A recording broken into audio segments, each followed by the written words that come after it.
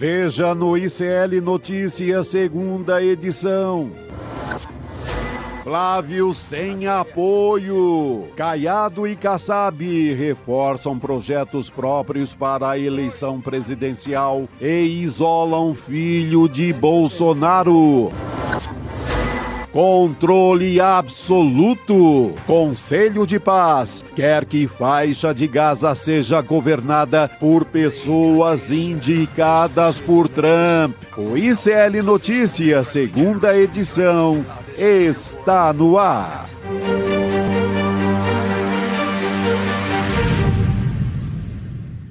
Olá, boa tarde. Hoje é terça-feira, dia 27 de janeiro de 2026. Seja muito bem-vindo e seja bem-vinda ao ICL Notícias, segunda edição. Boa tarde, Chico Sá. Boa Man in Black hoje. tarde, grande Roberta. Prazer estar contigo aqui. E com essa audiência, né, cada vez mais espalhada pelo Brasil inteiro. É muito bom. É muita gente. Muita gente conectada e a gente começa o nosso jornal trazendo mais um capítulo, né, dessa novela escandalosa que é o rolo do Banco Master, né, Chico? Meu Deus do céu. Vamos começar com essa notícia, porque a gente tem uma notícia quente. Agora há pouco, a Secretaria de Comunicação do STF, ela desmentiu a matéria do portal Metrópolis, que apontava que o ministro Alexandre de Moraes esteve na mansão do empresário Daniel Volcaro, em Brasília. A nota diz o seguinte, abre aspas, a matéria do portal Metrópolis sobre uma suposta reunião do ministro Alexandre de Moraes, acompanhado por um assessor com o então presidente do BRB, o Paulo Henrique Costa, em um fim de semana do primeiro semestre de 2025, na casa do banqueiro Daniel Volcaro, é falsa e mentirosa. Ou seja, não basta ser falsa, é falsa e mentirosa. E mentirosa. Essa reunião não ocorreu e, lamentavelmente, segue um padrão criminoso de ataques desqualificados contra os integrantes do Supremo Tribunal Federal.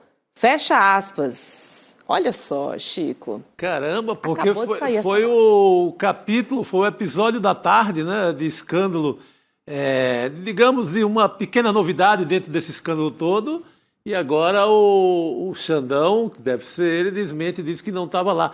Olha, essa fonte, assim, todo dia pipoca aqui, pipoca ali, como diz Gilberto Gil na música. Uma ponta de conversa, outra historinha, tiveram no bar, tiveram na represa, tiveram no resort. A de hoje foi desmentida, a meu ver, pela primeira vez com alguma convicção. É verdade, para escrever aqui que é falsa e mentirosa é pesado, hein?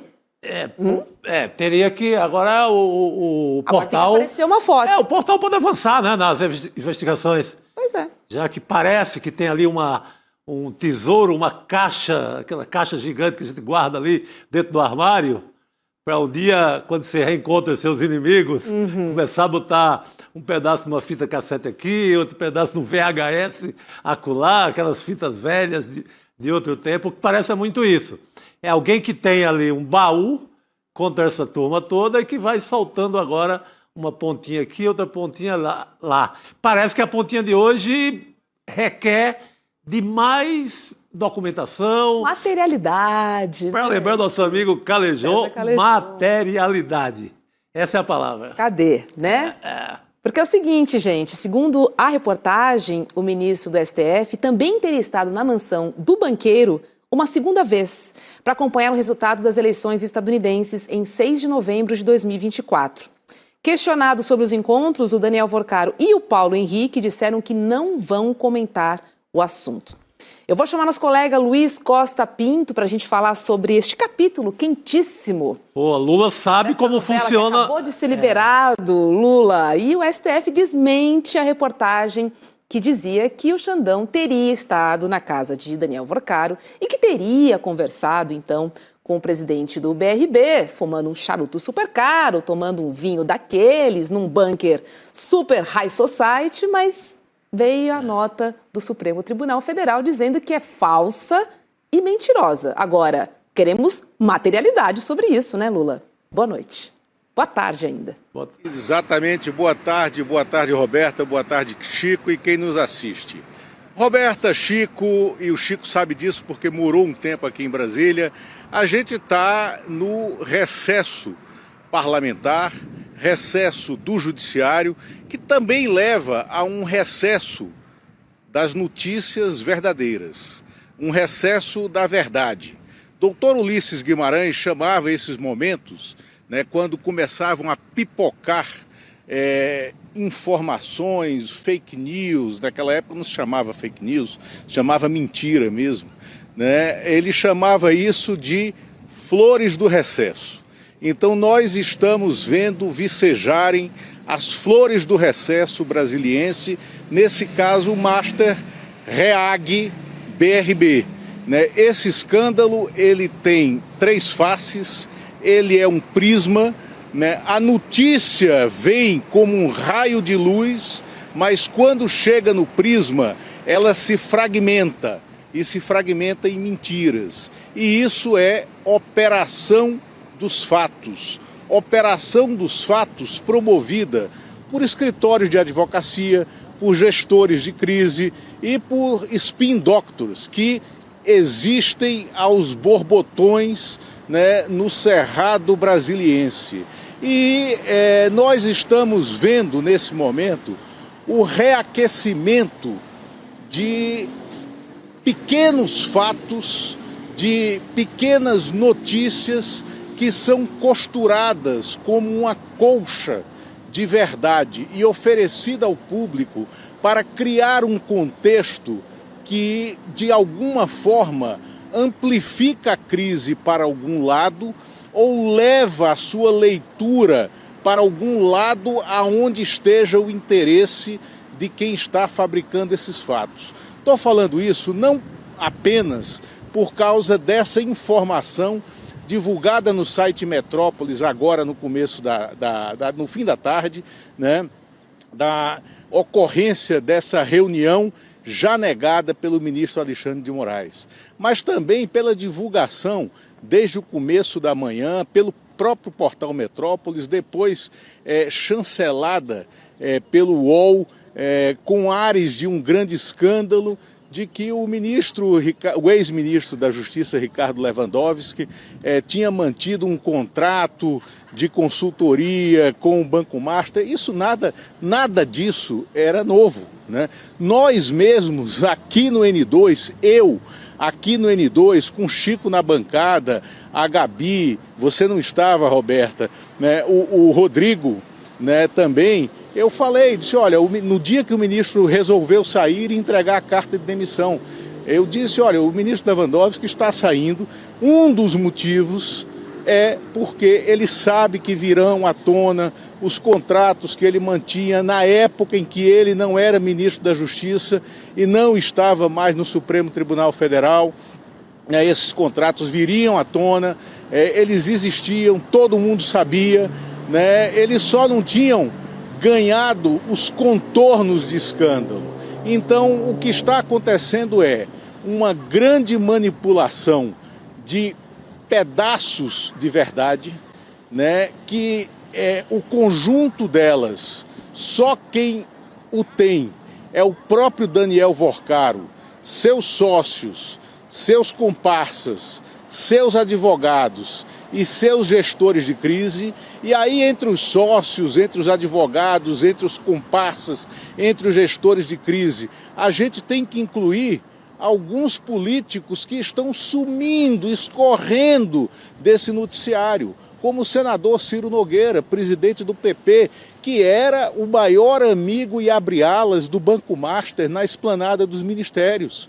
O presidente do União Brasil, Antônio Rueda, né, que também era um abre-alas para os negócios do Daniel Vorcaro e do sócio dele, Augusto Lima, né, na esplanada dos ministérios, inclusive, sobretudo, no governo Jair Bolsonaro, e quando tinha no Banco Central o ex-presidente Roberto Campos Neto, que não só abriu portas e permitiu alguns negócios arriscados, né, dentro do Banco Central, com a chancela do Banco Central, feitos pela estrutura do Banco Master e da operadora Reag, como deixou de investigar, né, os princípios de quebra do banco que já estavam colocados em dezembro de 2023, ao longo de todo o ano de 2024, quando o Banco Central poderia ter agido de maneira mais firme, mais eficaz,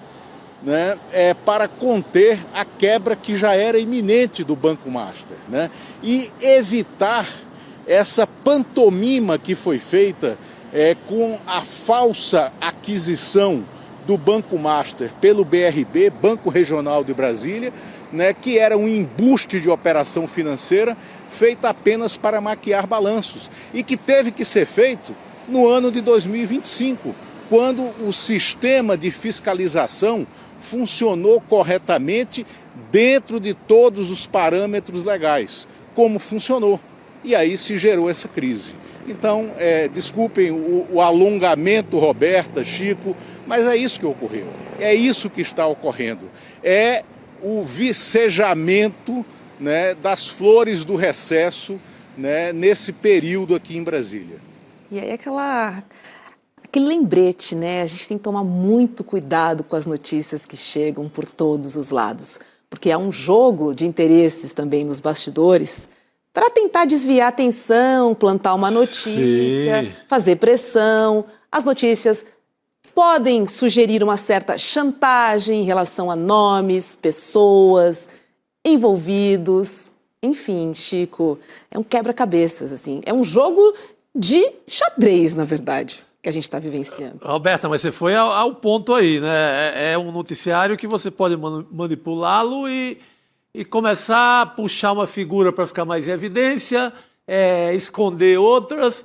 O Lula tocou aí em dois personagens centrais que estão conseguindo se esconder. Um submergiu completamente, tem faltado inclusive ao seu programa na Globo News, que estava toda semana lá, nunca mais foi, que é o senador Ciro Nogueira. Esse conseguiu se esconder nesse momento. Deve estar lá naquela serra lá da Nied Guidon, no Piauí, deve estar longe, escondido nas capoeiras do Piauí. Uhum. Ele submergiu... Serra da Capivara. Serra da Capivara, exatamente. Ele se escondeu, está fora do noticiário, é como se não tivesse participação alguma, desde que era chefão do Centrão para este assunto, para assunto dos banqueiros em geral, em especial do Vorcaro. Outro personagem citado, muito bem citado pelo Lula, o Roberto Campos Neto. Que também sumiu. Que também desaparece. O Kleber Lourenço o tratou como o sujeito oculto, num texto aqui para o portal do ICL Notícias. O Leandro Demore, no mesmo portal do ICL, traz ele ontem como fiador dessa negociata que o Lula cita também, do BRB e do Vorcaro Banco Master. Então, nesse jogo de manipulação, você tem enxergado muito nos últimos dias a tentativa de colocar apenas os ministros do Supremo ali como protagonistas e esconder essa outra turma, que aí envolve também o Antônio Rueda, presidente da União Brasil. Aí você pode dar um passeio pelos estados e encontrar com o grande rolo do Cláudio Castro no Rio de Janeiro, que coloca em risco a aposentadoria dos funcionários do Rio de Janeiro. Você pode dar uma voltinha em Maceió, que o prefeito também contratou o Master ligado à Previdência. Você pode ir lá em Manaus, e lá também tem Previdência do governo do Amazonas enrolado com o Master. E o próprio Distrito Federal. E o Ibanez ali com a sua, com a sua folga, com todos os benefícios de ser um personagem que é sempre intocável. Então, é importante fazer essa leitura que o Lula fez aí pra gente. Agora, Lula, só queria trazer aqui a nota da assessoria do ex-ministro Ricardo Lewandowski, que aqui a gente já comentou, né? E ela diz o seguinte, olha, ao ser convidado pelo presidente Lula para assumir o ministério, Lewandowski retirou-se do escritório e suspendeu o registro dele na OAB, deixando de atuar em todos os casos. Agora, tem uma apuração interessante aqui, Lula, que eu quero dividir com você e com a nossa audiência. Olha só. Essa apuração vem do UOL, tá? Ela diz que parentes de ministros do STF já atuaram em 1.925 processos nos 2 tribunais superiores mais importantes do país. O próprio Supremo e o Superior Tribunal de Justiça. O STJ. Está falando de 1.925 casos. Caramba, tudo o escritório de familiares dos ministros. Familiares dos ministros. E todos, evidentemente, casos muito importantes, porque para chegar no STF e no STJ são casos de vulto, digamos assim. E aí, pegando carona nessa história, né, do Xandão na casa do Vorcaro, com essa notícia que também veio sobre o ministro Lewandowski, de novo, eu reforço que a gente está num jogo de xadrez, assim. Porque nomes são lançados e outros vão ficando cada vez mais distantes. Tem uma estratégia clara aqui, né, Lula? Roberta, Chico, esse caso dos parentes de ministros do Supremo, eu colocaria aí até dos tribunais superiores em geral, que advogam e que isso é imoral, no mínimo, né? Isso leva a riscos, a processos, isso leva a dumping até no mercado jurídico dos operadores do direito. Isso não é novidade, né? Isso é muito velho. Isso tem a idade que eu tenho aqui em Brasília. Eu cheguei aqui em 1991 e já tinha uma reportagem da Folha de São Paulo fazendo essa denúncia. Naquela época eram menos casos, menos famílias e menos ministros. Mas nós temos, por exemplo, um caso clássico dos últimos anos no Tribunal de Contas da União, que é o personagem impectore de todos os processos que passam pelo TCU, que é o advogado Tiago Cedrais, filho do ministro Haroldo Cedrais, né, que todo mundo sabe que se você tem algum problema no TCU, você tem que bater naquela porta. Isso aconteceu com o caso de um ex-presidente do STJ, ministro do STJ, lá do Ceará, não me ocorre agora a lembrança do nome, né, lá do Ceará, que era muito poderoso no sistema de poder da República, da área do Poder Judiciário, e que isso acontecia também com o escritório do filho dele, que aliás está advogando para algum... É sócio, na verdade, é sócio do Beto Louco naquela locadora de aviões que eram usados pelo Daniel Vorcaro, naquela confusão, né, da Operação Carbono Oculto. Está lá o filho desse ex-ministro, ex-presidente do STJ, que tinha esse tipo de influência. Aí a gente volta ao mesmo ponto que a gente tratou aqui ontem, que a gente tratou na semana passada, e que o ministro Luiz Edson Fachin, presidente do STF, está tentando tirar do papel, que é o Código de Conduta dos ministros do Supremo e dos outros tribunais superiores e do CNJ.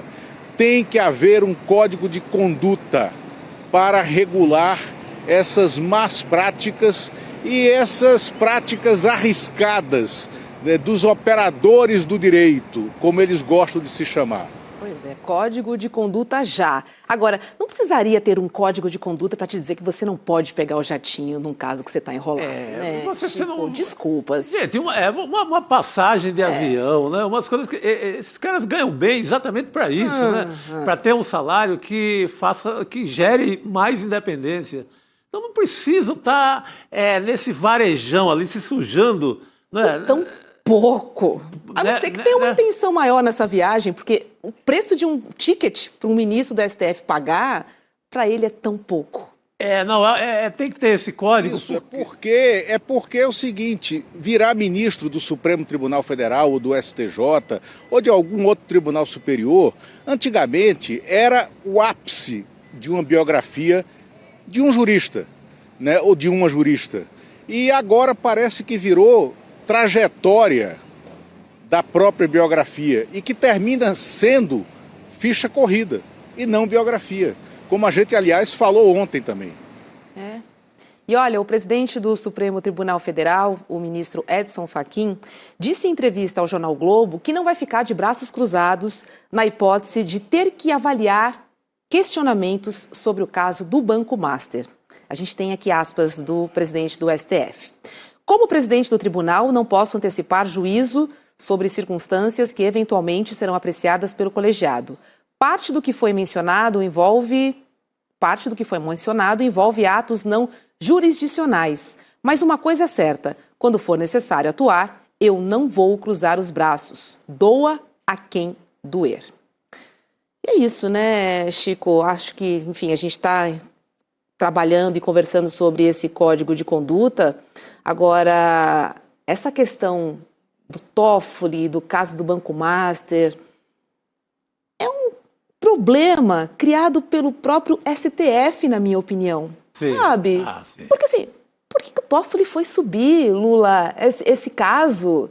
Sendo que o foro do deputado não tinha nada a ver com a espinha do processo. Quando puxa para lá, para a mesa do Toffoli, é que começa a gerar esse festival de erros todo, né? Uma exposição da instituição. Não, Lula, pelo menos ao meu ver. É uma exposição, no mínimo, imprudente. Eu acho, particularmente, que ela é mais do que imprudente. Ela pode ser quase criminosa, né? Da maneira que está sendo feita. Mas é uma exposição, no mínimo, imprudente. Como você falou, Roberta, não tinha nenhum argumento. O argumento utilizado, novamente, voltamos, a gente tem que ficar lembrando isso. É importante. O argumento utilizado era tênue demais, né? Era tênue demais. Foi o achamento de uma minuta de contrato de compra e venda de uma área em Trancoso, né, no sul da Bahia, uma área de 1.000 hectares que valia 250 milhões e que estava em nome um deputado, João Carlos Bacelar, do PL da Bahia, iria comprar essa área do Daniel Vorcaro, mas o contrato não estava assinado. E isso não é suficiente para fazer o processo subir. Isso não é suficiente para fazer o processo subir, né, para o Supremo. Agora, qual é a saída honrosa que tem? É o ministro Dias Toffoli, diante de tudo que foi descoberto ou não descoberto, descer o processo para a Justiça Federal e lá se fazer o cotejamento das provas.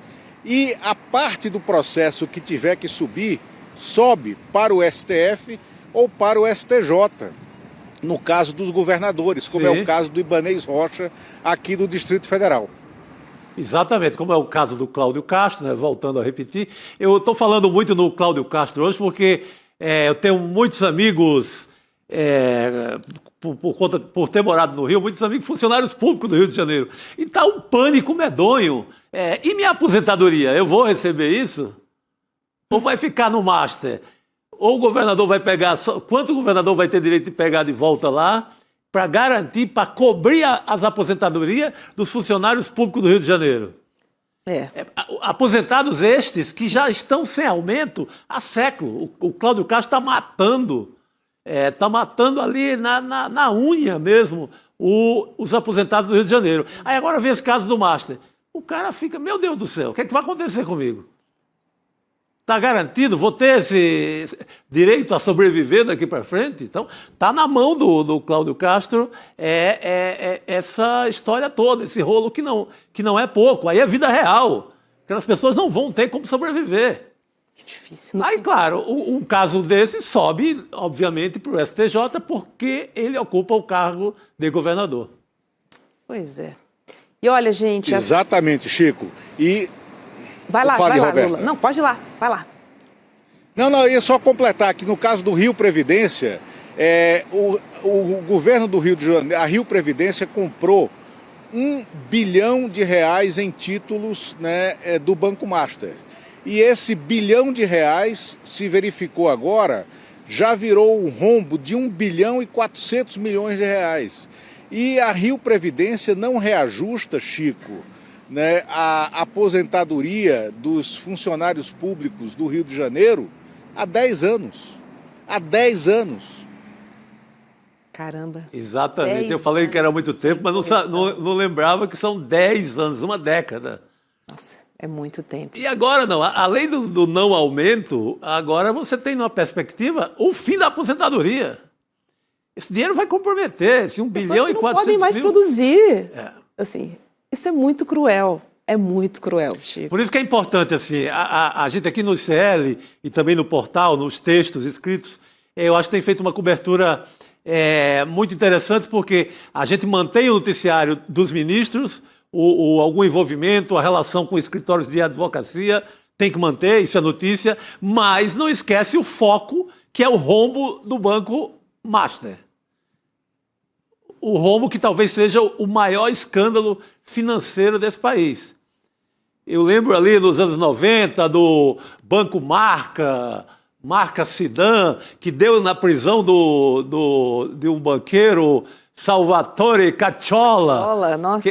Lembra dele? Que ele pegou ali uns 12, 13 anos, mas óbvio, como banqueiro, cumpriu 2 ou 3, com parte dessa pena cumprida no Principado de Mônaco, gente fina é outra coisa, né? Então, não costuma dar muita cana para esse tipo de escândalo financeiro.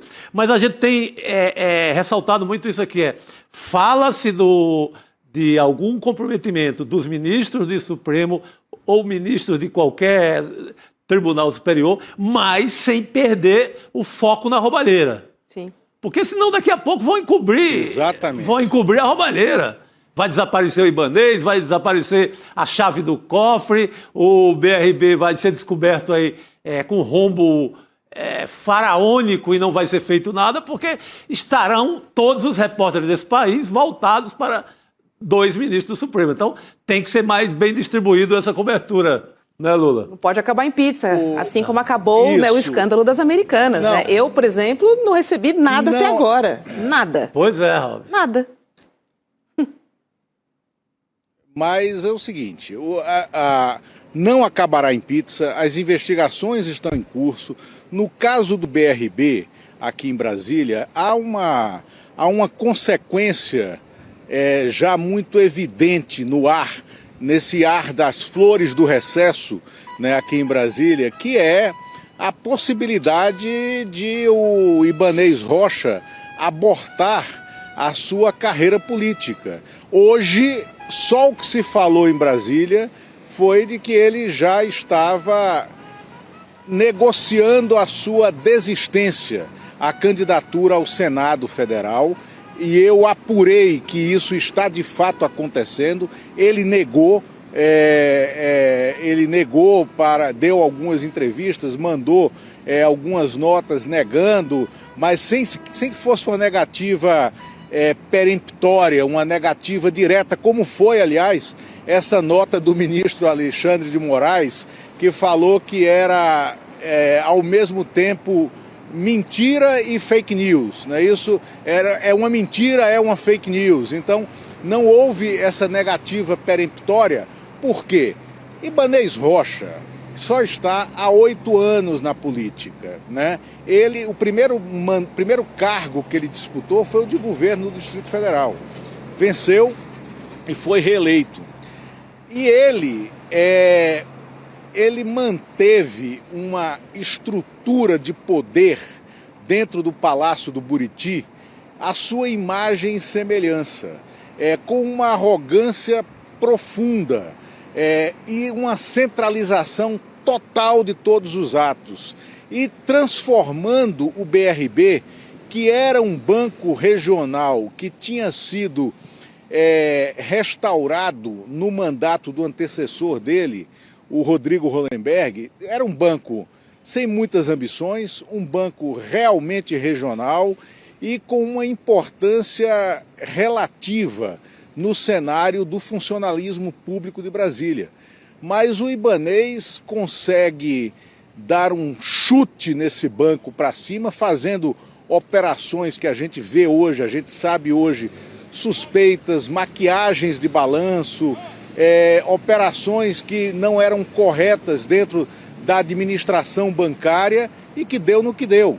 Ele leva o BRB a ser o patrocinador master do Flamengo, o patrocinador master de equipes da Fórmula 1, que não tem nada a ver com o BRB e com a natureza de Brasília. Nós, naquela época, não tínhamos nem piloto na Fórmula 1, né? Leva o BRB a ser o patrocinador de grupos privados, né? Como é o Grupo Metrópolis, por exemplo, um grupo de mídia que tem não só o site, que é hoje o maior veículo de comunicação do Distrito Federal, mas que tem investimento em outdoor, nesses outdoors luminosos, tem investimento em eventos, faz TED Talks com propaganda do governo do Distrito Federal, com propaganda do BRB, e cria então um lastro financeiro para a sua carreira política.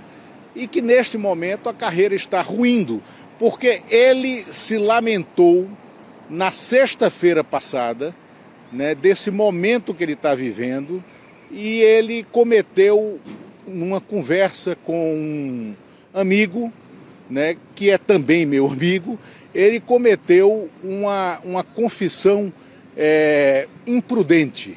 Ele disse que o sonho dele era virar senador, né, tendo a estrutura financeira do BRB que ele teria deixado, com todas essas relações com o empresariado que ele estava forjando dentro do BRB, e que nada disso vai acontecer, porque o BRB está hoje, né, na chamada bola 7 da fiscalização da auditoria do Banco Central, e há um contingente muito razoável de funcionários de carreira do Banco Central que acham que a única saída para o BRB para evitar a liquidação é a federalização do Banco Regional de Brasília, ou seja, ele passar para o controle do governo federal e no futuro virar um banco subsidiário, por exemplo, do Banco do Brasil. Pois é. Agora, olha, gente, a CPI do crime organizado no Senado deve incluir o caso do Banco Master na investigação. O relator, que é o senador Alessandro Vieira, disse que prepara a apresentação de requerimentos para quebra de sigilos de empresas e também de pessoas ligadas a ministros do Supremo Tribunal Federal. Entre eles, o escritório da advogada Viviane Barsi de Moraes, que é esposa do ministro Alexandre de Moraes. O relator também quer investigar resorts que tiveram a participação de 2 irmãos do ministro do STF, Dias Toffoli. A estratégia é se antecipar à criação da CPI do Banco Master, que tem assinaturas mínimas coletadas, mas depende de autorização do presidente do Congresso, Davi Alcolumbre. Em entrevista à Veja, o Alessandro Vieira criticou a postura do Procurador-Geral da República, que, segundo ele, fechou os olhos e se omitiu diante das suspeitas. Questionado sobre as convocações, o senador disse que todas são possíveis e acrescentou, abre aspas, esse relacionamento ocupou o Supremo, o Executivo e o Legislativo durante alguns anos. O Banco Master foi uma imensa vaca leiteira que serviu a todos. Fecha aspas. Isso nos leva a crer, Lula, que vamos falar de Banco Master por um longo período, não? Vamos, e é saudável que seja assim, Roberta, porque é, como disse o ministro Fernando Haddad, o maior escândalo de fraude financeira da história do Brasil, né? E eu acredito que sairá sim uma CPMI, ou seja, uma CPI mista de Câmara e Senado. Por quê? Porque a instalação de CPMIs, tendo as assinaturas necessárias, ela não precisa da autorização do presidente do Senado ou da Câmara.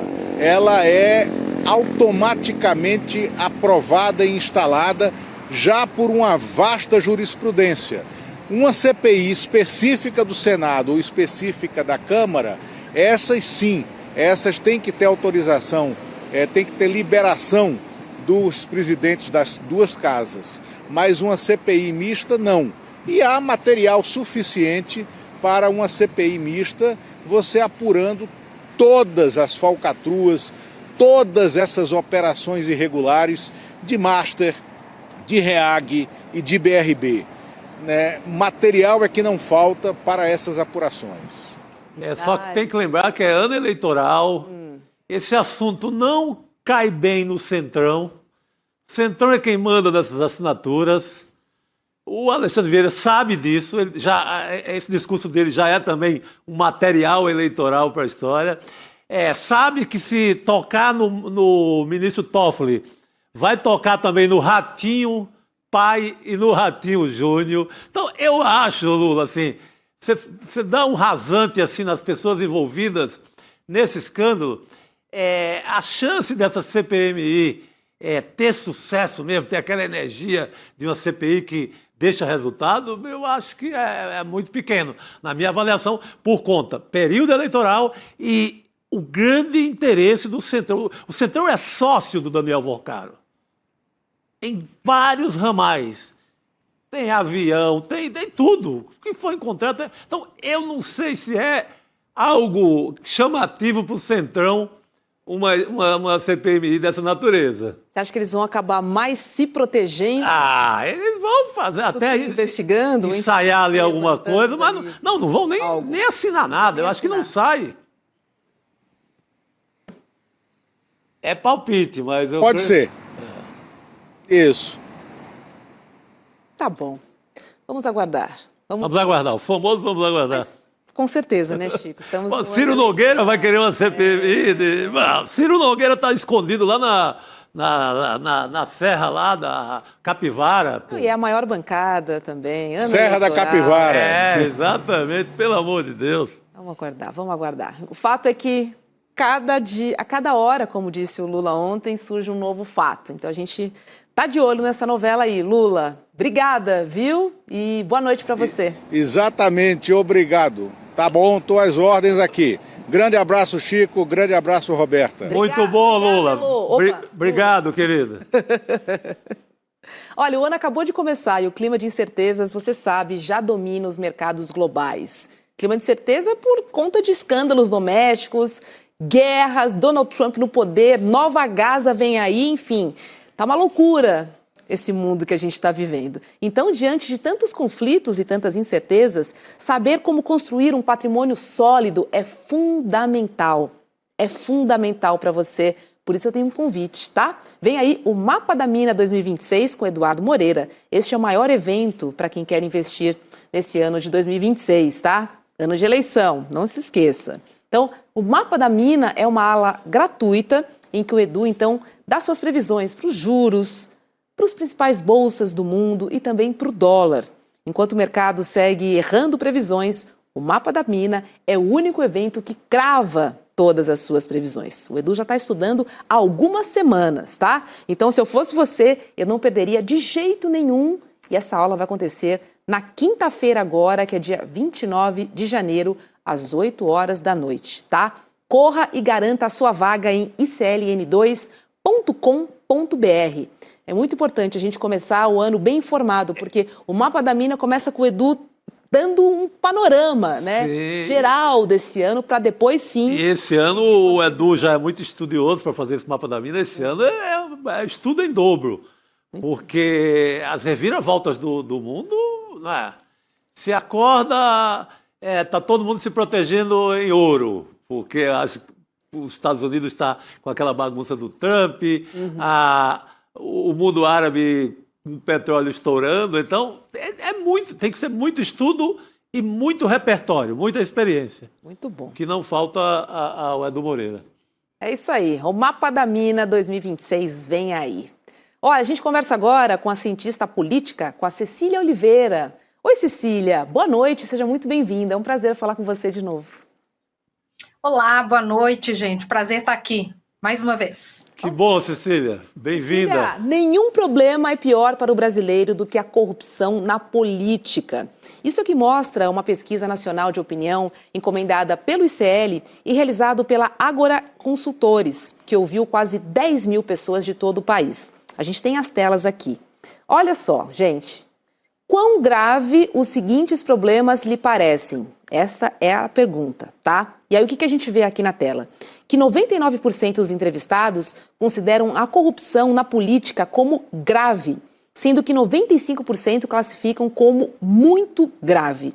Em seguida, a gente vê aí no ranking as outras preocupações, né? Então temos uma segunda preocupação com roubos e furtos e também taxas de juros abusivas cobradas pelos bancos. Temos também aí na listinha o preço alto dos alimentos.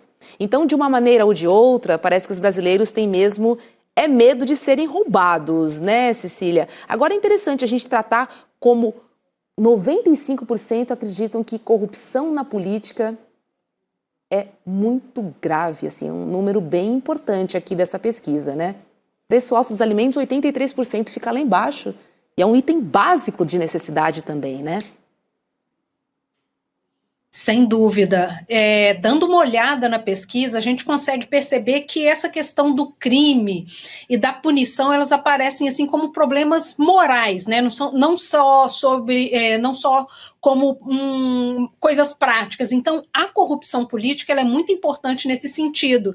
E para quem vai ter acesso aí, pode entrar no site do ICL e olhar daqui a pouquinho, é seguido logo de roubos e furtos, né? Então, esses crimes, eles são percebidos como crimes contra os cidadãos trabalhadores, né? Então, isso aparece ali no topo dos problemas que são considerados muito graves pela população.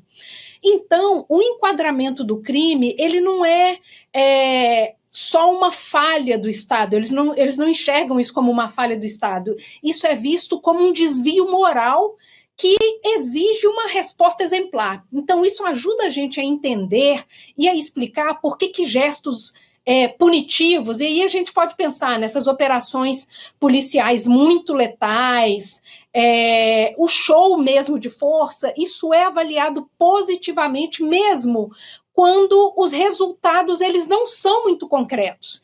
Então, assim, a aprovação desse tipo de gesto, ele está diretamente ligado ali a aquilo que as pessoas imaginam como eficácia, né? Apesar de não ser, mas como um sinal moral de punição. Então é muito interessante da gente observar a pesquisa sobre esse viés para poder entender por que as pessoas conseguem aprovar determinadas ações, mesmo que elas não surtam o efeito que diz que vai ter, né? Então isso deixa a gente, inclusive, assim, ressabiado e prestando atenção especificamente porque esse é um ano eleitoral e a segurança pública e tudo ligado, né, a crime, a corrupção, especificamente política, vai estar no centro desse debate. Agora é interessante, né, Chico? Eu ainda insisto, porque a gente fala em corrupção na política. A mídia também tem um papel importante aqui nesse resultado, né? Porque a gente viveu aí os últimos tempos batendo muito nessa tecla, né? Da corrupção, petrolão, mensalão, enfim. E sempre de maneira muito espetacular, né? As operações, como a Cecília falou, sempre aquela cobertura de helicóptero, um tipo de... É um filme de ação, quase.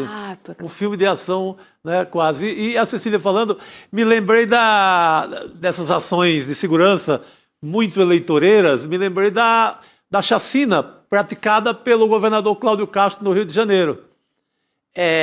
Você acha que mudou alguma coisa de segurança pública no Rio de Janeiro depois da chacina, ou ela pode ser enquadrada mesmo como uma obra eleitoreira, quase como um panfleto para ganhar voto, Cecília?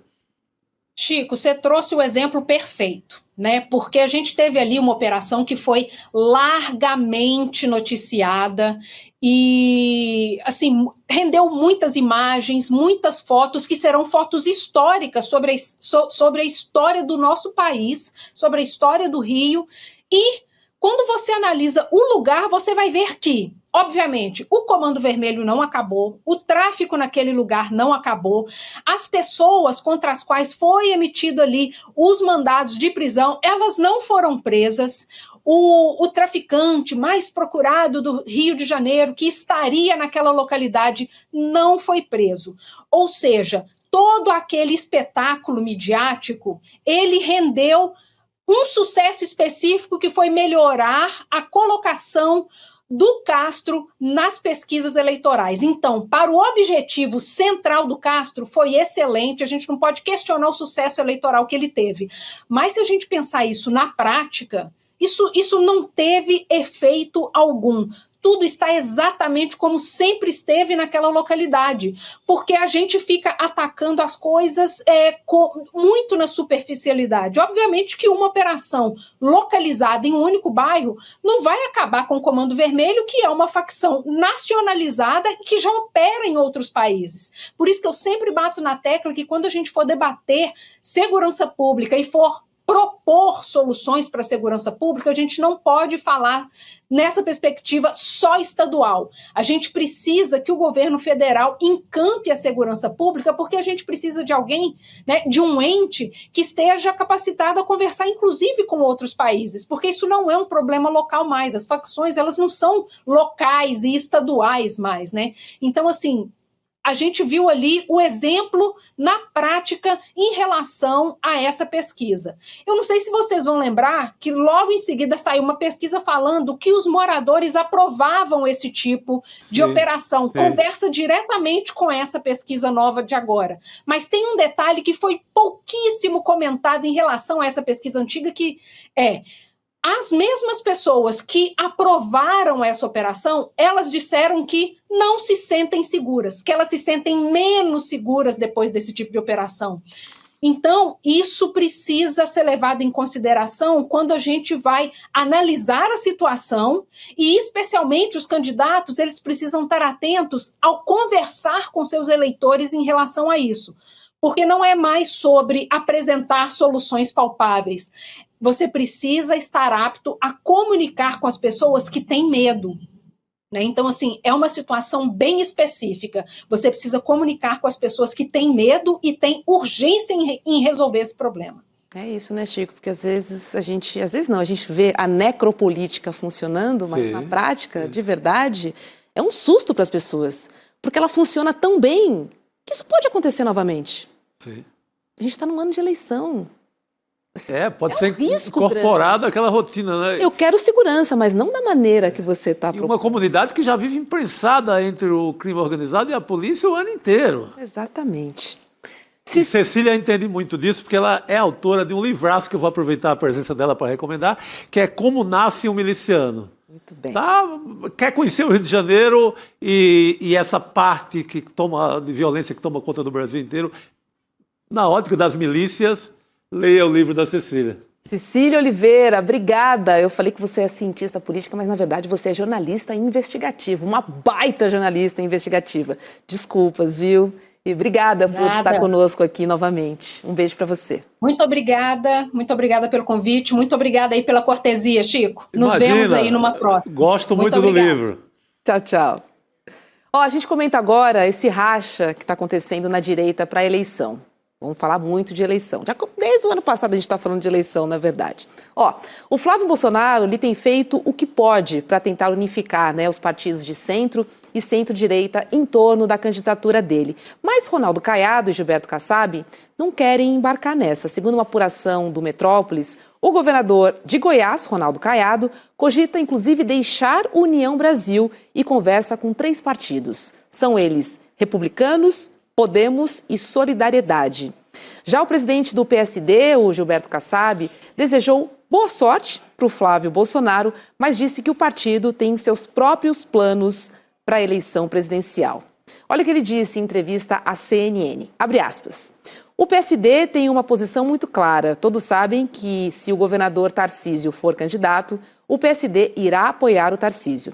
Caso o governador não seja candidato, nós temos 2 pré-candidatos no partido. 2 excelentes governadores. O governador do Paraná, que é o Ratinho, e o governador do Rio Grande do Sul, Eduardo Leite.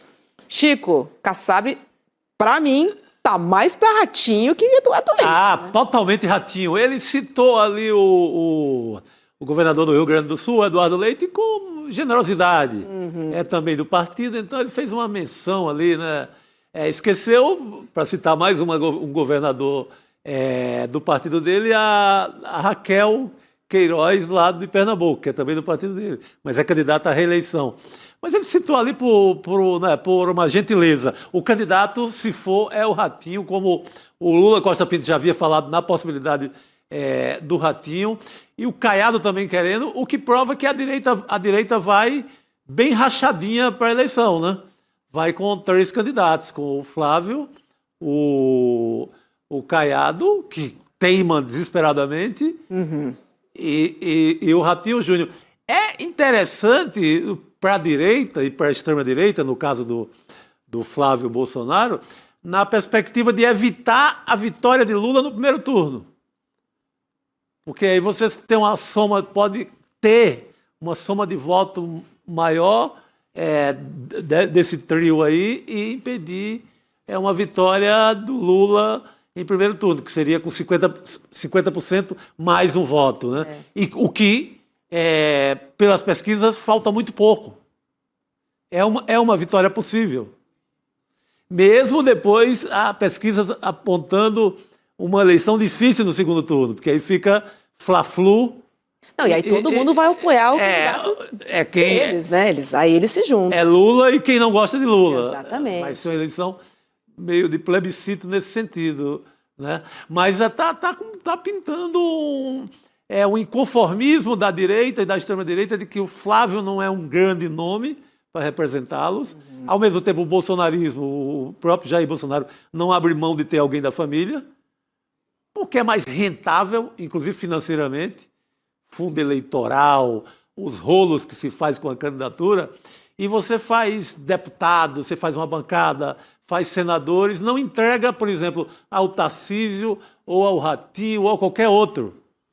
Fica para a família. É melhor do que dividir com os outros. Pois é. Agora eu fico aqui pensando, né, Chico? É melhor para o presidente Lula que o centro e a direita, que eles botem mais candidatos possíveis ou menos?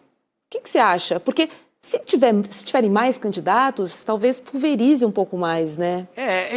Tira um pouco. Em tese, era melhor enfrentar só o Flávio com mais chance de vitória em primeiro turno. Por alguém que só com o Flávio votaria nulo ou votaria em branco, mesmo não votando em Lula. Quando aparecem mais opções, tende aquele cara que está insatisfeito com o Flávio validar seu voto. Então, dificultar um pouco ali o fechamento da fatura em primeiro turno. De qualquer maneira, é difícil vencer em primeiro turno nesse ambiente que a gente vive desde 2018 para cá, né? A coisa o embate muito forte, muito polarizado, como se diz e tal. Então, é mais difícil.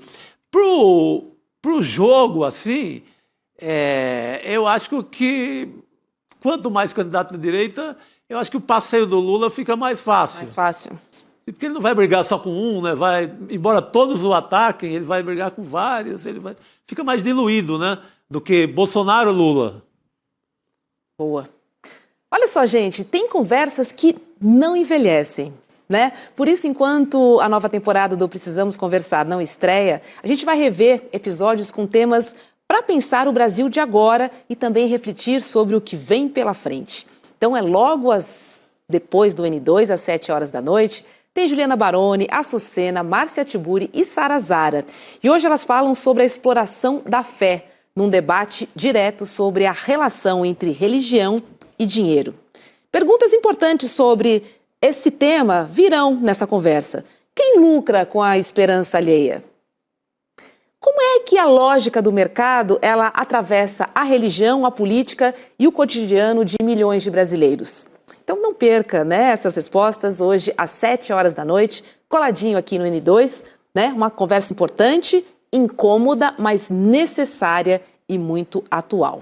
E para lembrar você, né, do programa, a gente tem um grupo do WhatsApp, que é o icl.com.br/precisamos conversar. Lá você recebe o link da transmissão, tá? Então você pode se conectar aí com as meninas do Precisamos Conversar, mesmo que elas estejam de férias, Mas assim, o grupo tá on. Então entra ali, tá? icl.com.br/precisamos conversar. A gente recebe agora o mestre em ciência política e doutor em ciências sociais, o Reginaldo Nasser. Oi, professor, seja muito bem-vindo ao N2. Boa noite, prazer estar aqui com vocês. Boa noite, professor. Vamos falar dele. A gente não tinha falado até agora, Chico. Fomos bem, né? Um certo imperador aí do norte. Estamos vendo, gente. A primeira resolução do Conselho da Paz, o Conselho criado, na verdade, por Donald Trump, defende o controle absoluto sobre Gaza, sem qualquer monitoramento ou envolvimento da autoridade palestina. A informação é do colunista Jamil Chad, nosso colunista aqui do ICL. No documento da resolução do Acordo da Paz, o Trump defende que, a partir de agora, Gaza será um território governado apenas por pessoas indicadas por ele. E que as forças militares em Gaza também deverão ser aprovadas pessoalmente por Trump. No documento, ainda não há nenhuma previsão para a entrega de Gaza a uma autoridade palestina. Ou seja, Nasser, este território é meu, quem governa sou eu e quem manda sou eu também. E não aceito reclamação. Bom, eu apenas modificaria. Quem quer mandar sou eu, quem pretende governar sou eu. Porque isso são intenções. Como se sabe, apesar desse genocídio contínuo, um território, eu gosto sempre de lembrar isso, para as pessoas aqui no Brasil e em São Paulo situar, o território de Gaza é do tamanho de Parelheiros, 2.200.000 habitantes. Pode ser que seja bem menos, dado os números do genocídio. Está cercado por mar, terra e ar, desde 2010. Foi a partir do 7 de outubro, desde 2010. A partir do 7 de outubro, as ações militares, o cerco se intensificou. Com toda a tragédia, há um balanço, né, horroroso, das piores tragédias da história, mas, por outro lado, o povo está resistindo. O povo está lá nas suas casas, ou naquilo que resta. E o grande problema é que no território de Gaza, gostando ou não, o ator político organizado e que representa, de certa forma, a população é o Hamas.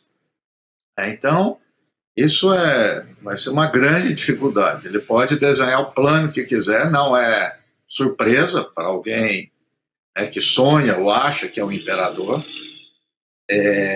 Não é surpresa para Gaza. Gaza vem sendo colonizado há muito tempo, e o perfil do Trump, além de querer ser um imperador, é um imperador ligado a interesses corporativos. Então esse plano é claramente isso.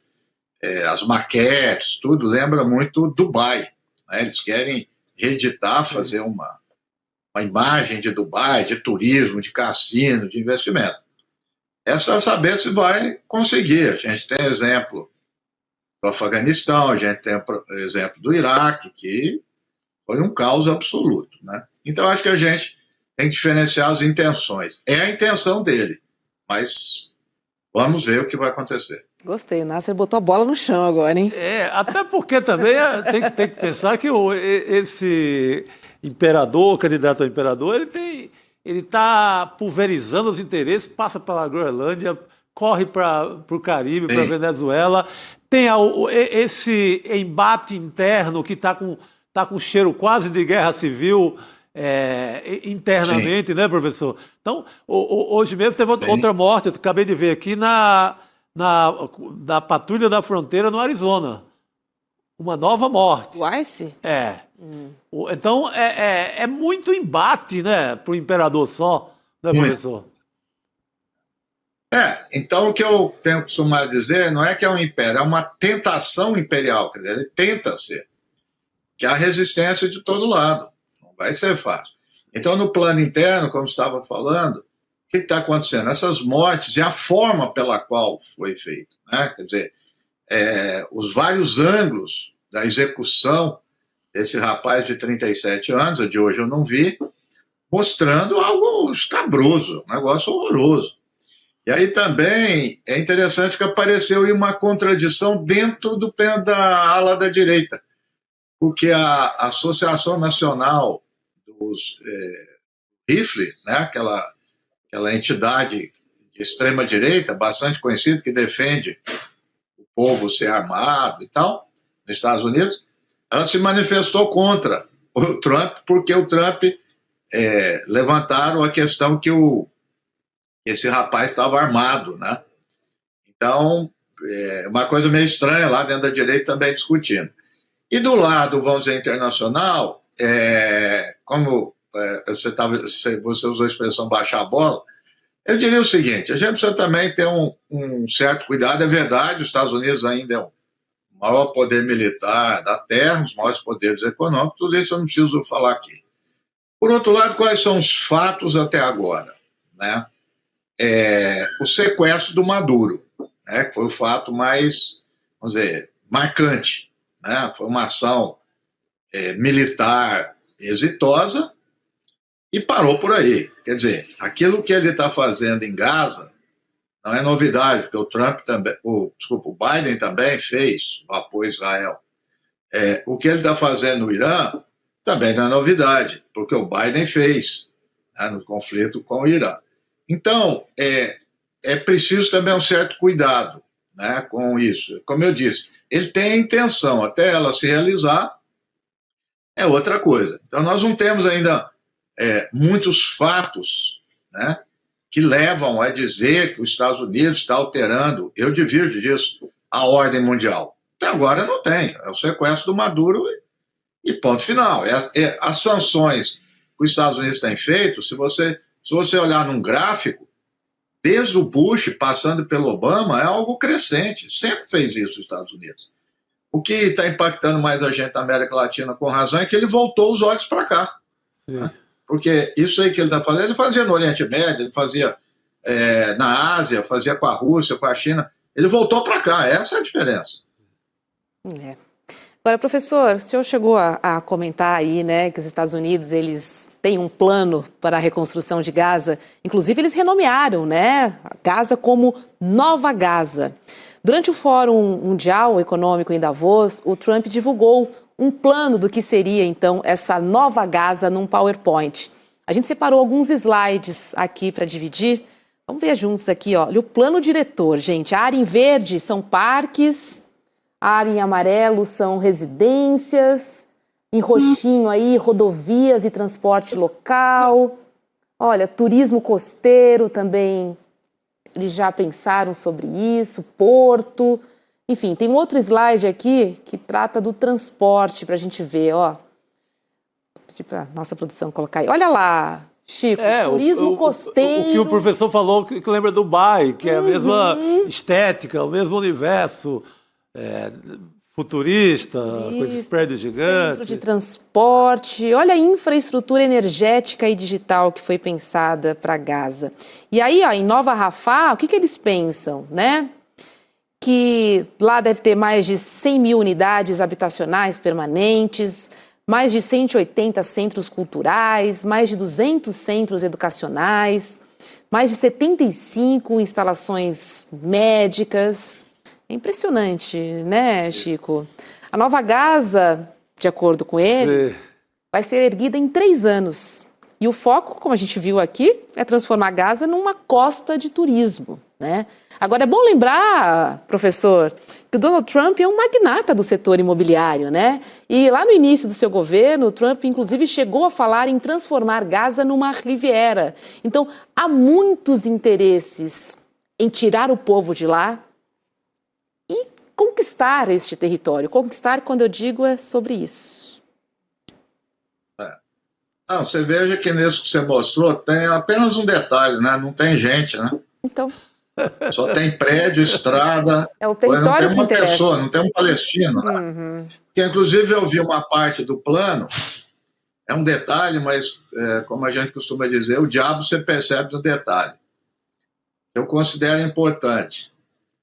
Ele diz que os palestinos de Gaza serão livres para deixar Gaza.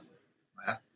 Porque, veja, eles apostam em tornar a vida que já é insuportável, mais insuportável ainda, para que os habitantes de Gaza saiam, para que eles busquem refúgio, porque essa tragédia continua. Se as pessoas olharem, por exemplo, as condições climáticas de Gaza, as pessoas estão em barracos, está frio, está vento, falta alimento. Então ele conta com isso também, né? E conta também com aquilo que é uma questão clássica nos estudos, na avaliação da colonização da Palestina feita por Israel, né? Que é chamado colonialismo por povoamento. Porque à medida que vai deslocando, expulsando palestinos, vão entrando, provavelmente, judeus israelenses ou pessoas de outros países para ocupar lá, né? Mas, como eu disse, tudo isso aí são intenções apenas. Como se sabe, a resistência do povo palestino é uma coisa impressionante, a cada dia impressiona mais, não sei como é que esse povo consegue resistir. E eu citei o Iraque e o Afeganistão, mas eu poderia citar vários outros casos de ocupação e tentativa ou a ideologia da reconstrução, que não acontece. Temos aqui na América Latina o caso do Haiti. O Haiti, 14 anos lá. É uma situação diferente, Gaza. Não reconstruiu absolutamente nada. Então, se você colocar essa ideia de reconstrução que vem desde a década de 90, que vem com um carimbo, né, com toda uma simbologia humanitária, de reconstrução, democracia, todas, sem exceção, foram um fracasso, né? Então, isso vem mais um a acrescentar. Nada leva a crer que isso vá acontecer, vai ter muita resistência. E eu apontaria um elemento importante que está acontecendo agora no Oriente Médio. Os Emirados Árabes, cada vez mais, são os rivais da Arábia Saudita. Os Emirados mais ao lado de Israel, né, e a Arábia Saudita do outro lado. Então, essa fragmentação das monarquias do Golfo, esse dissenso da monarquia do Golfo, que são importantes para esse processo, é importante também para dizer da dificuldade que vai ser isso. A Arábia Saudita, por exemplo, não está apoiando, nem o Catar, que seriam elementos importantíssimos. Eles estão fora disso. Então, esse plano vai ficar isso é para opinião pública, para desviar os assuntos aí que o Chico lembrou interno dos Estados Unidos, e não vai dar em absolutamente nada isso. Vai ser um grande fracasso, felizmente. Boa, professor. Como é que o senhor avalia o posicionamento do Brasil, né, do governo Lula, em relação àquela proposta também amalucada do Trump do Conselho da Paz? O Brasil jogou certo, jogou ali no xadrez. Como é que você avalia o que decidiu Itamaraty e Lula? Olha, quando saiu no primeiro momento a notícia, não tinha muita informação, a posição era que o Brasil estava correto, o Celso Amorim disse que iria avaliar, e estava correto. Avaliou e realmente não tem a mínima condição, porque se você tivesse outros atores do Sul Global que tem convergência, né, com os posicionamentos do presidente Lula, você poderia fazer ali um dissenso, causar uma dessintonia ali. Mas não tem. O Lula vai ficar ali sozinho. Vai fazer o quê nisso? Vai apenas emprestar o nome para dizer que legitima esse conselho. Que também, cá entre nós, não vai para lugar nenhum. Absolutamente. Isso é mais da retórica dele, é de propaganda. Logo, logo, nós vamos estar discutindo outra coisa. Eu acho que até o Lula levantou a bola dele, não intencionalmente, dizendo que é uma ONU 2. Imagina, não tem ninguém nesse conselho, são pessoas inexpressivas. E só para voltar à coisa de Gaza, veja o que ele ressuscitou. O Tony Blair, o cara que participou comprovadamente da mentira do Iraque, que tinha arma nuclear no Iraque, atacaram o Iraque, mataram milhares de pessoas. Eu estou falando ressuscitou, mas infelizmente não é verdade, porque ele ressuscitou nesse sentido político. O Blair preside uma associação que tem tentáculos no mundo inteiro. Inclusive, eu vou aproveitar as circunstâncias. Outro dia eu vi aqui no que é dado como think tank no Brasil, do SEBRE, que é uma entidade que foi fundada pelo Fernando Henrique Cardoso, está lá, que tem cooperação, não sei o quê, com esse Instituto do Blair. Esse cara tinha que estar preso, um assassino, mentiroso assassino, agora aí todo sorriso, abraçando. Então o Trump, eu acho que tem essa marca também, né? Trazer tudo que tem a escória do mundo ao lado dele. Ele acaba resgatando umas figuras que estavam ali já meio que no lixão, na caçamba da história, né? Pois é. Ele tem essa manha. Sim. Pois é. Vou resgatar aqui um ponto que você trouxe das questões internas dos Estados Unidos, né? Porque o Trump vem sofrendo uma pressão, né? Dentro do próprio país. O prefeito de Minneapolis anunciou, inclusive, a saída progressiva dos agentes federais do ICE na cidade. O prefeito pediu a Trump que as ações chegassem ao fim, numa conversa por telefone na tarde de ontem. Vamos lembrar, né, que na cidade de Minneapolis, né, 2 pessoas, 2 estadunidenses, foram mortos nas últimas semanas, em meio a forte repressão a imigrantes. Esse é um tema interno também que a gente vê crescendo, né, Nasser? Pode piorar se continuar nessa mesma toada? Olha, se você for ouvir as declarações do Trump, das autoridades em geral, secretário de Estado, o chefe, que aliás é uma piada pronta, né? Coitado dos boi, o sobrenome dele é Bovino. Você ouvir o Bovino falar é um negócio assustador. E ele tem um cabelinho assim, estilo nazista de Hitler, o jeito dele vestir. Ele é um cara assustador. E a fala dele, em vez dele acalmar, ele piorou. Ele tentou justificar, quer dizer, as pessoas que estão insuflando e tal, justificar assassinato. Eu volto ao que eu tinha falado antes, aí o detalhe é importante. Esse rapaz de 37 anos, ele foi imobilizado por 5 ou 6 pessoas que estavam batendo nele no chão. Eles vão matar ele. Eles retiram uma arma e executam a pessoa no chão, imobilizada com 4 tiros. É uma execução pública, né? É um negócio horroroso.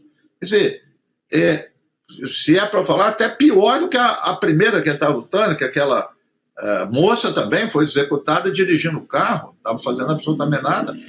Então, olha, essas cenas aí são repugnantes, né? E o som dos tiros. Então é isso, eles não estão amenizando. Aí é que está. Ou seja, essas pessoas estão fazendo isso porque tem sinal verde. Senão não fariam, né? E as autoridades estão corroborando. Então, acho que o que você apontou é importante, porque as autoridades locais, prefeitos, eu vi também um bispo sair à rua muito, muito bravo, discutindo, abrigou as pessoas na igreja, pondo para correr, governadores. Então está tendo um conflito muito grande de autoridades. Isso tende a aumentar, porque a movimentação em Minneapolis, se eu não me engano, estava 15, 20 graus abaixo de zero, tá uma coisa, milhares de pessoas na rua. Uma coisa impressionante. Há um livro, foi traduzido aqui para o Brasil, foi escrito, acho que há 2 anos, de uma cientista política norte-americana, Barbara Walters. Eu me lembro quando saiu esse livro, porque eu sou mais da área de segurança internacional, eu li a Barbara Walters. Aí eu vi ela falando dos Estados Unidos, eu espantei, será que ela mudou de tema? Não, ela está falando de guerra civil. Então o tema dela é que os Estados Unidos, é a projeção, a tendência dos Estados Unidos a entrar, ela falou isso já há 2, 3 anos, em processo de guerra civil, né? Então isso não é pouca coisa, os conflitos internos estão muito grandes. Agora, a gente viu esse recuo, né? Porque ele falar que vai tirar, né, a polícia de imigração de Minneapolis, minimamente é um recuo, porque ele não estava dando um passo atrás. É um recuo, mas a população a população enfrentou como nunca, o tempo inteiro. Diante de uma população muito fortalecida. Inclusive, o professor falou das sinais de guerra civil, há muita compra de armas para se combater o ICE. Em algumas cidades. Para se proteger, né? Que é o princípio fundamental da compra de armas nos Então, Estados Unidos, o cheiro da coisa não é bom mesmo. E aí o Trump criticou isso, foi o que eu disse, e a Associação Nacional de Rifle criticou o Trump, que é uma organização de direita, porque é o princípio que todo americano tem que andar armado. Então ele está numa contradição, porque... Então isso que o Chico falou é importante, as pessoas estão comprando arma, vai começar a ter enfrentamento, não há dúvida nenhuma. Deixa eu trazer mais uma pauta, Nasser, para a gente conversar, porque Benjamin Netanyahu, o primeiro-ministro de Israel, ele recebeu Flávio e Eduardo Bolsonaro na Conferência Internacional de Combate ao Antissemitismo em Israel. O objetivo da viagem dos filhos do seu Jair é de reforçar a pré-candidatura de Flávio à presidência junto a lideranças da direita internacional. Em discurso durante a conferência, o Flávio chamou Lula e Celso Amorim de antissemitas. Vamos ver o que ele disse. Let me be very clear. Lula is anti-Semitic. This is not a slogan. This is not exaggeration. This is based on his ideas, his advisors, his words, and his actions. The main designer of Lula's international policy, his top advisor, Celso Amorim, wrote the preface of a book that praises Hamas and presents it as a normal political group. Olha, chamar de antissemita, assim, é tão absurdo quanto estender a bandeira de Israel lá em Brasília, Nasser. Ele mesmo se entregou, né? Freud explica, ele falou, não é um slogan, não é um exagero, não, é um slogan, é um exagero, e é uma mentira, né? Porque o Lula criticou genocídio, inclusive o Lula foi criticado por uma parte da esquerda quando depois ele disse que o problema de Israel era Netanyahu, né? E ele deveria ter criticado Israel, enfim, é algo já conhecido no mundo, mas eu fico sempre curioso por Netanyahu explicar, e eu estou reproduzindo aqui um jornal israelense, o Haaretz, são as alianças do Netanyahu com uma direita, principalmente do leste europeu, assumidamente antissemita. Então, você vai dizer, como assim antissemita aliado a Israel? Sim, porque a aliança é política, é uma aliança ideológica, aliança da direita, independentemente se é semita ou não. Então, o Orbán, por exemplo, o Orbán da Hungria, ele faz parte de uma tradição lá na Hungria forte da extrema-direita antissemita. Ele é um grande aliado de Israel. Né? Como nos Estados Unidos tem vários aliados de Israel que são antissemitas. Né? Então isso é um slogan, ninguém dá credibilidade no mundo para que ele fala do Lula e nem do Celso Amorim. Eu diria, mesmo entre os políticos em Israel, todo mundo sabe disso, isso é uma fragilidade, né, de tentar defender Israel, é um país, um Estado que cometeu genocídio, e, portanto, todos nós já estamos cansados disso. Eu mesmo, em um ano passado, um colega da PUC, foi meu aluno, que é judeu, fomos acusados de antissemitismo. Né? Sim. Muito interessante, judeu antissemita. Então, isso é uma estratégia no mundo inteiro, organizado, pensado por essas organizações, para desviar o debate. O debate é esse, é a questão ideológica. Até recentemente saíram documentos mostrando que o Emirados Árabes apoia Israel. Eu estou trazendo isso para dizer, Emirados Árabes então, árabe e islâmico, seus dirigentes, seus governadores, e apoia Israel. Ajudaram no genocídio. Os documentos estão aí para mostrar. Então, para dizer o quê? A questão é ideológica. Quem apoia colonialismo, quem apoia imperialismo e quem luta contra. É isso. Então, mas já era esperado isso daí do Flávio e do Eduardo, que é a bandeira que está aí no Brasil, principalmente desde o impeachment da Dilma. Né? Essa articulação de Trump, as bandeiras dos Estados Unidos, Bolsonaro aqui, a extrema-direita, Milei, quer dizer, é a extrema-direita que se une em torno disso. E olha só. A presença da bandeira de Israel em manifestações é permanente no país, né? Com uma associação completamente surreal com os evangélicos, com os cristãos. Então, mas eu vou pela linha da política, ou seja, Os evangélicos que apoiam isso é porque são evangélicos de direita. Sim. Aí é que está a história. Não é porque é evangélico, é porque é de direita. Evangélico que nós temos aqui, quem é de esquerda, não está nisso. Então, Israel aparece como uma simbologia da direita. A bandeira de Israel virou uma simbologia da extrema-direita, de poder, de força, de se contrapor, vamos dizer assim, aos inimigos, né, que eles dizem, do Ocidente. Então, ele assumiu essa face de ser o instrumento. O ministro da Alemanha, o ano passado, disse algo, depois ele foi tentar reformular. Disse algo bem claro, ele disse assim, Israel faz o trabalho sujo para nós, para o Ocidente, lá no Oriente Médio. É isso mesmo, ele falou. Exato. Ele falou com razão. Então, isso já se sabe, e me reporto sempre para mostrar essas contradições dentro de Israel ao Haaretz. O Haaretz é um jornal extraordinário, seus articulistas, quem escreve artigo de opinião, demonstram isso a exaustão, a forma como o Netanyahu e a extrema-direita de Israel se alia, repito, a antissemitas. Eles não levam isso em consideração, são antissemitas do leste europeu e boa parte da direita americana. Agora, Chico, quem entrou nesse embalo da família Bolsonaro foi o governador de São Paulo, Tarcísio de Freitas, e também o Gilberto Kassab, que é o secretário de Governo e Relações Institucionais. Eles marcaram presença num evento em memória às vítimas do Holocausto, realizado na Congregação Israelita Paulista. E aí o presidente da Federação Israelita do Estado de São Paulo, ele criticou os governos do Irã e da Venezuela e classificou Israel como farol para o mundo democrático e de uma verdadeira democracia. Chico, estou sendo irônica porque esse texto pede, né? Desculpas. Não, você pega essa mesma cobertura de um jornal de Israel assim, que acompanha, que cobre o dia a dia do governo e vê que a democracia está passando longe. Então não é por aí.